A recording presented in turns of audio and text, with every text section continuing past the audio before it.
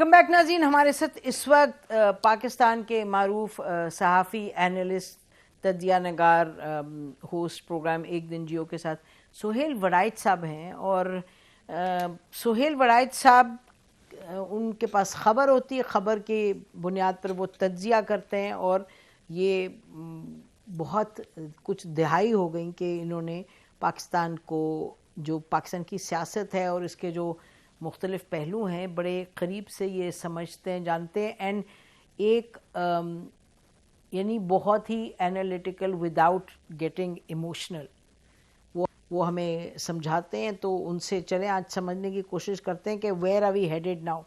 सुहेल वड़ाइच साहब, बहुत बहुत शुक्रिया। कुछ देर पहले कामरान खान साहब ये कह रहे थे कि पाकिस्तान में जो टेक्नोक्रेटिक गवर्नमेंट की बात हो रही है, क्योंकि इक्तिसादी सूरत हाल काफ़ी गमगीर है, तो और आपको मालूम है इस डिबेट का, तो उन्होंने कहा कि ये इतने मुश्किल फ़ैसले हैं कि ये हुकूमत वक्त जो है वो मुश्किल लगता है कि लेगी। तो इस वजह से, और ख़ास तौर पे चार्टर ऑफ इकॉनमी भी नहीं बनने लगा, क्योंकि आपस में अपोजिशन की और हुकूमत के जो ताल्लुकात हैं, तो उनका ख्याल था कि इतना महंगा और इतना फ़ैसला करना जो कि सियासी तौर पे विल बी एक्सट्रीमली कॉस्टली, इस वजह से कोई बात होती है कि जी गवर्नमेंट कोई आए जो कि केयर टेकर गवर्नमेंट हो और टफ फैसले ले। पहले तो आप इस पे फरमाएं, आपका क्या व्यू है? मेरा नहीं ख्याल कि कोई केयर टेकर गवर्नमेंट आएगी। केयर टेकर गवर्नमेंट लाने का मतलब है मार्शल लॉ, क्योंकि आइन से डेविएशन होगी। आइन में कहीं टेक्नोक्रेट गवर्नमेंट का जिक्र नहीं है, ना कोई तरीका है। 3 महीने से ज़्यादा कोई जो है सेटअप बन नहीं सकता। टेक्नोक्रेट्स की गवर्नमेंट जो है वो चाहते हैं 2 साल 2.5 साल, तो इसका ज़ाहिर है ना आइन के अंदर कोई वजूद है।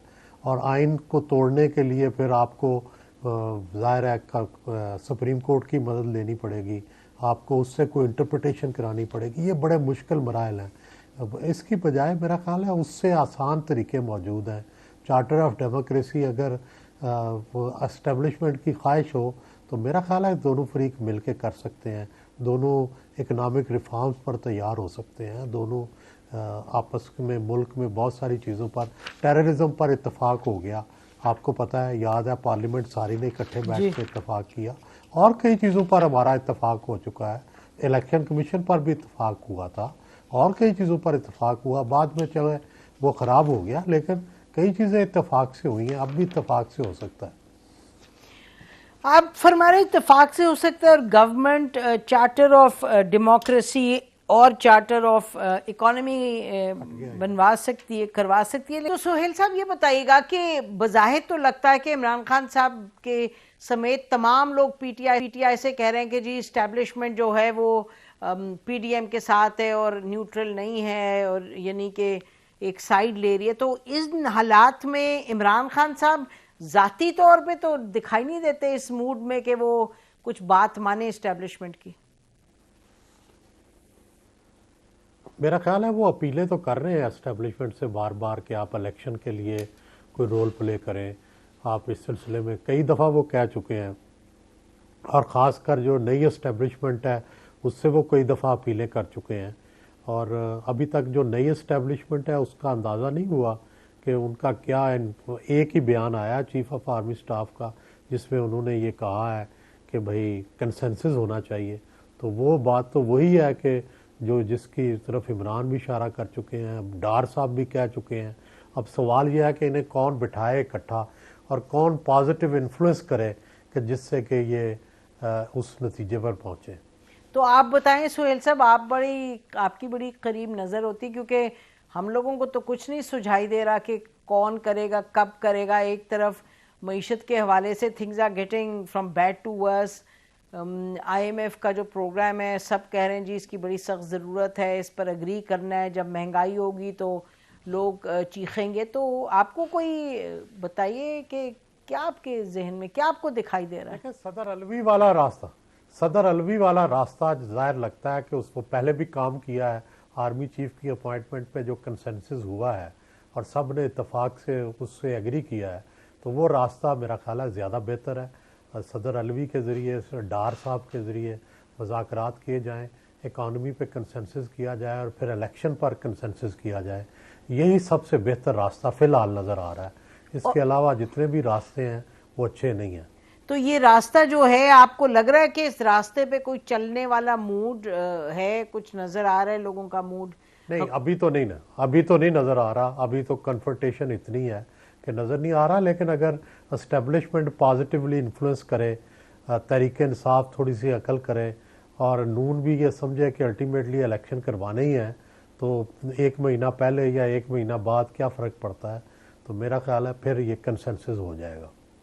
अच्छा, इस वक्त तो जो मूड है, आप देखिए ना, ये आप जैसे सही फरमा रहे हैं कि ये तो बहुत लड़ाई का और बहुत क्या बड़ी सख्त लड़ाई का मूड है।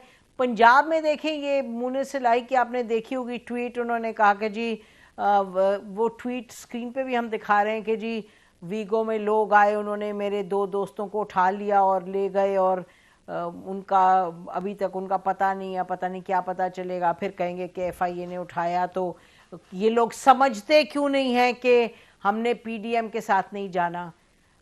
अच्छा, ये कह रहे हैं जी 40-50 लोग हैं जो पंजाब में खान साहब के कहने पे असेंबली को शायद तहलील ना कर, वो कह रहे छुरा घूमेंगे। तो मूड तो सोहेल साहब और ये बहुत लड़ाई झगड़े का। जी देखें, दोनों तरफ जो है ना, दोनों तरफ यकीन नहीं है कि किसके पास मेजॉरिटी है।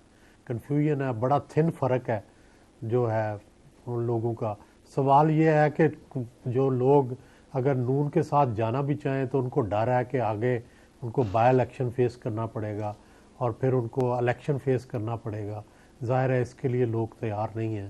तो सवाल ये है कि परवेज़ इलाही साहब को धमकी दे दी है इमरान खान ने भी कि अगर आप वोट ऑफ कॉन्फिडेंस नहीं लेते तो हम इस्तीफे दे देंगे।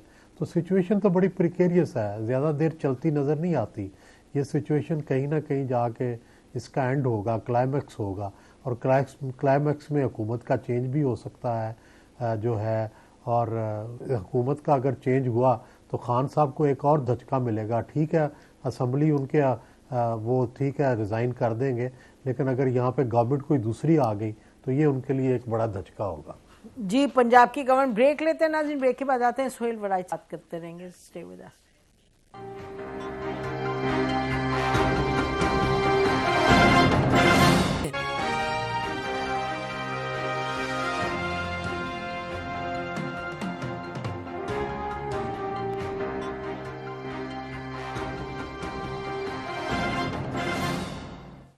वेलकम बैक नाज़रीन, हमारे साथ सोहेल वड़ाइच साहब तशरीफ रखते हैं। सोहेल साहब, ये बताइएगा कि परवेज़ इलाही साहब के कोई चांसेस हैं कि PDM की तरफ ये आएँ? क्योंकि कुछ स्टेटमेंट्स आ रही हैं, कुछ लोगों ने कहा कि बिलावल भुट्टो की जो स्टेटमेंट थी वो सख्त नहीं थी, उन्होंने कहा उन्होंने गड़बड़ की तो शायद कुछ देर में वो ठीक कर लें जो उन्होंने की गड़बड़। तो फिर ये भी कहा, वैसे भी लगता है उन्होंने कश्तियाँ जला दी हैं PDM के साथ जाने की।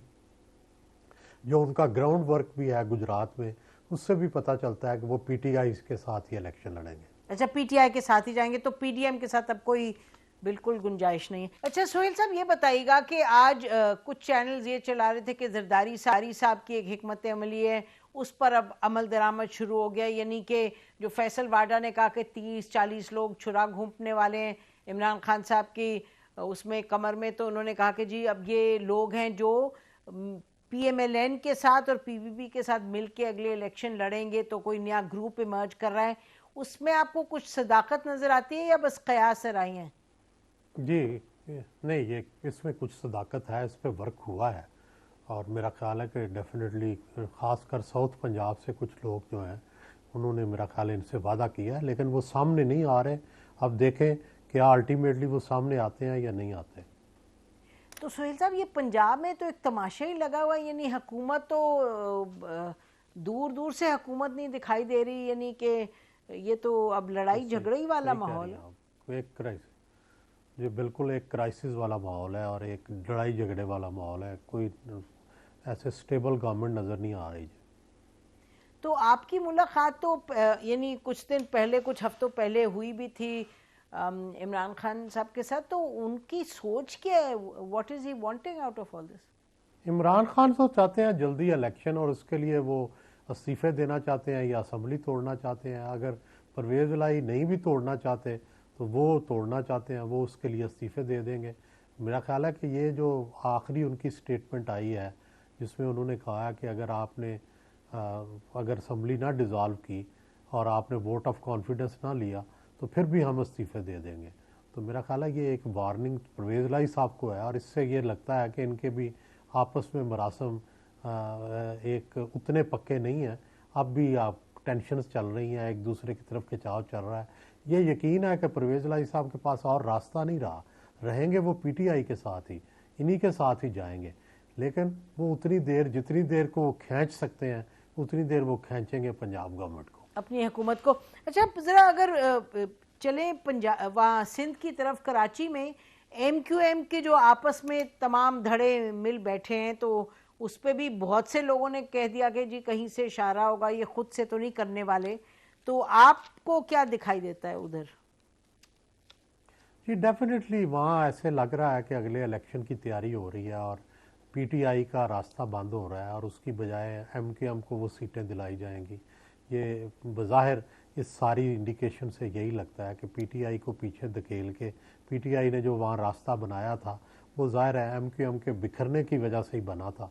अगर एमक्यूएम दोबारा वहाँ इस्टेब्लिश हो जाती है, अब पता नहीं उनकी लीडरशिप में कितना दम है।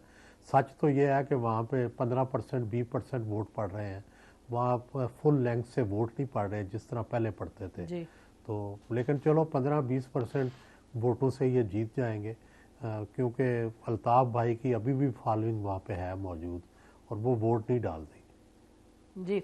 और बलूचिस्तान में भी कुछ पार्टीज जो हैं वो, उसमें पीपल्स पार्टी में लोग आ जी गए हैं बाप कुछ। बाप जो है वो बाप के लोग पीपल्स पार्टी में गए हैं। वहाँ भी ऐसे लगता है कि मुस्तकबिल की कोई जो चल रहा है, हिकमत अमली चल रही है।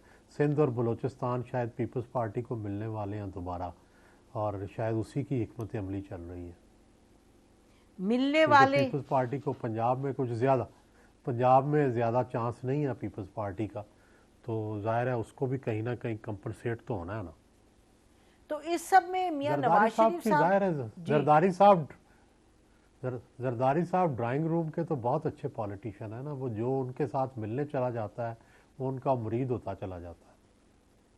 अच्छा, तो मियां नवाज शरीफ साहब की वापसी का क्या, उनका कोई आने का मूड है जी नवाज वापस? शरीफ इलेक्शन से पहले लाजमन आएंगे और मेरा ख्याल है कि वो आके बयानियाँ बनाएंगे। यहाँ बड़ा टफ कॉन्टेस्ट होगा।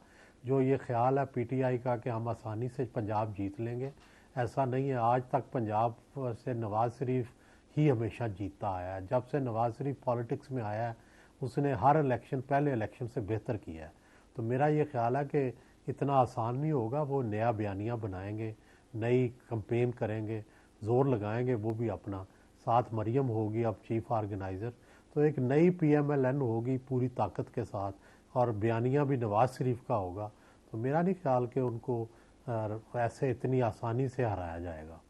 जी अच्छा, बड़ा वो टफ कंपटीशन होगा। जी टफ कंपटीशन होगा। आखिरी सवाल ये बताइएगा कि जैसे भी आपने बयान किया कि सिंध में पीटीआई को पीछे धकेलने की कोशिश है, बलूचिस्तान में भी पीपल्स पार्टी को ज़्यादा स्पेस, पंजाब में नवाज शरीफ साहब का आप कह रहे हैं, तो इसमें जो लीगल केसेस वगैरह बन रहे हैं और जैसे बड़ा क्लियर एक सिग्नल लगता है कि जी इमरान खान की स्पेस कम की जाएगी और उसके बिलमुकाबिल पब्लिक की जो सपोर्ट है इमरान खान के लिए, तो आप इनका फ्यूचर कैसे देखते हैं? देखिए ज़ाहिर तो अभी तक तो इमरान खान मकबूल ज़रूर हैं लेकिन उन्हें कबूलियत नहीं मिल रही और कबूलियत के बगैर आप इक़्तिदार में नहीं आ सकते। हमने देखा है कि बेनज़ीर भुट्टो कितनी पॉपुलर थी, जी लेकिन इसके बावजूद भी जब 88 में वो इलेक्शन भी जीत गई तो उन्हें एक डील कर कर आना पड़ा। वज़ीर जो थे वो उन्हें लेने पड़े एस्टेब्लिशमेंट के, अपनी काबीना के अंदर। तो ठीक। एक कंप्रोमाइज़ करना पड़ा। तो इसीलिए इमरान खान साहब जब तक कंप्रोमाइज़ नहीं करते उस वक़्त तक उन्हें इक़्तिदार मिलना मुश्किल है। और कॉम्प्रोमाइज की सूरत क्या होनी चाहिए? कंप्रोमाइज़ की सूरत यही होगी कि एस्टेब्लिशमेंट की जो दी गई डायरेक्शंस हैं उनमें से कुछ पर अमल किया जाए। और वो क्या डायरेक्शंस हैं सोहेल साहब? वो डायरेक्शंस ये हैं कि ये जो आर्मी के ख़िलाफ़ बयानात देते हैं, ये जो ऐसे बयानात देते हैं जिससे आर्मी को प्रॉब्लम होता है, ये ना दिए जाएं और अपनी पॉलिसी में तब्दीली की जाए और प्रो कंट्री प्रो इस्टेब्लिशमेंट सोच जो है डेवलप की जाए जैसे पहले होती थी उनकी, वो उसको दोबारा उन्हीं खतूत पर लाना चाहते हैं। बहुत बहुत शुक्रिया सोहेल साहब, आपने बड़ी दिलचस्प एक डिवाइड बता दी नाजरीन को कि एक होता है मकबूल होना और एक होता है कबूलियत होना। तो मकबूल नाजरीन पब्लिक में मकबूल हो और कबूलियत वहाँ हो जहाँ से कबूलियत दी जाती है। बहुत बहुत शुक्रिया सोहेल वड़ाइच साहब। नाजरीन इसी पर आज का प्रोग्राम ख़त्म करते हैं। खुदा हाफिज़। पाकिस्तान जिंदाबाद।